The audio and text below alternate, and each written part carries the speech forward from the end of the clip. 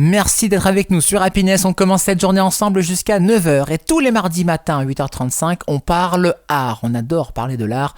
Et pour ça, on a la personne qu'il vous faut. C'est Sabrina. Sabrina, notre arpenteuse qui revient cette semaine pour une toute autre histoire, une toute nouvelle histoire de l'art.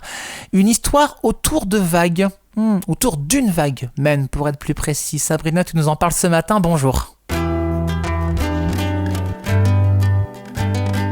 Aujourd'hui, chers auditeurs et auditrices, je vous embarque pour un nouveau voyage artistique, alors cap sur le Japon du 19e siècle, avec une œuvre que vous connaissez sans doute tous.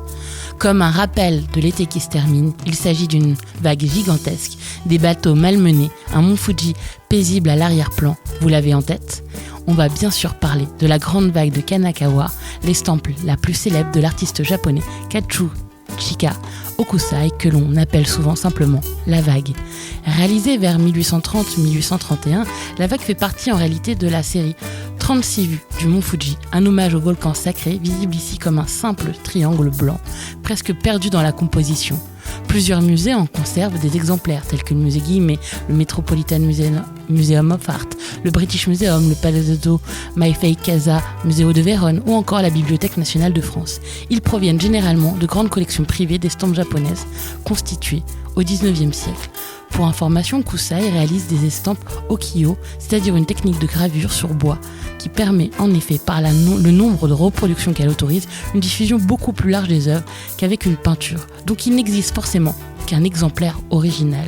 Et pour en revenir à l'œuvre, plus que le mont Fuji, le véritable sujet, c'est bien cette vague immense, aux allures de monstres marins, prête à engloutir tout sur son passage. C'est ce qui frappe et donne une puissance à l'image. Hokusai, maître de l'Okiwa, qui signifie image du monde flottant, capte ici un instant suspendu, celui où la nature se déchaîne, écrasante, indomptable. Il n'y a pas de drame visible, mais une tension sourde.